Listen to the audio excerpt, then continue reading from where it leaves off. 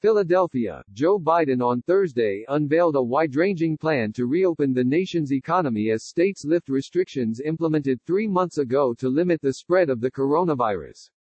And the former vice president is calling for federally funded coronavirus testing for people back in the job, protective equipment for workers, guaranteed paid sick leave for those affected by COVID-19, federally coordinated contract tracing and more support for small businesses.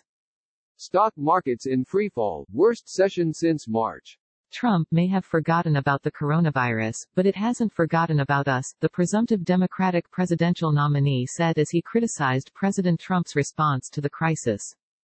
The failure to respond to the pandemic, I think the federal government has abdicated any effective leadership role, Biden said as he listened and took questions from a handful of black community leaders and business owners in Philadelphia. And he jabbed at Trump for, basically a one-point plan, that he claimed focused solely on opening business. The Trump campaign, ahead of Biden's trip, touted that the president worked with governors of both parties to safely reopen their economies, and accused the former vice president of opposing reopening at every turn. The latest from Fox News on the 2020 presidential campaign. Biden, who rolled out his plan amid a new spike in pandemic cases in more than 10 states since Memorial Day, also called for tasking the Occupational Safety and Health Administration with enforcing standard workplace safety requirements. And he vowed if elected to create a federally coordinated workforce of more than 100,000 coronavirus contact tracers that would work hand in hand with state, local and tribal officials. The former vice president said he wants the federal government to offer money to reopen child care centers, warning that the nation's economy will be in deeper trouble if Washington doesn't provide more funding. Congress has passed by an overwhelming bipartisan majority, and the president has signed into law, roughly $3 trillion in coronavirus relief funding through 4 separate measures the past 3 months. The Democrat-controlled House has passed another $3 trillion stimulus and relief bill, but the Republican-controlled Senate rejected the measure.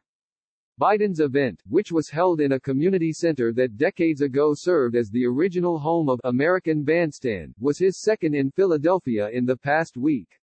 Last week the former vice president gave a major address on police brutality towards minorities and the bigger issue of systemic racism in the wake of unrest in cities across the nation sparked by the death of George Floyd, who died in police custody after a Minneapolis officer put his knee on Floyd's neck for nearly 9 minutes.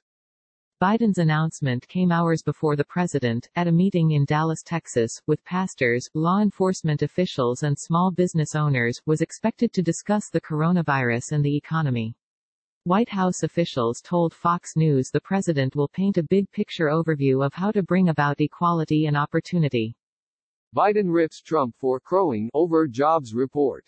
Last Friday, after an unexpected May unemployment report that indicated the jobless rate declined due to the creation of some 2.5 million jobs across the country as states reopened their economies, the president claimed that the nation is largely through with the pandemic and proclaimed that today is probably the great comeback in American history.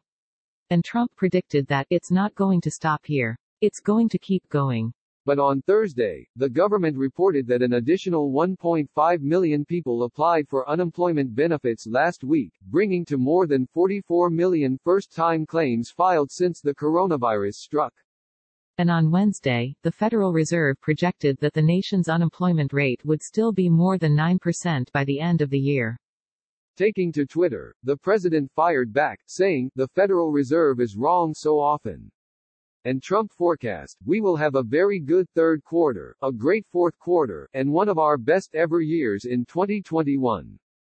The presidents also touted the rebound in the stock market the past month, tweeting on Friday, "Nasdaq hits all-time high."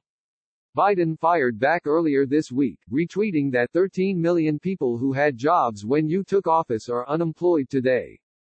And on Thursday, Biden charged that the only thing Trump's concerned about is the stock market.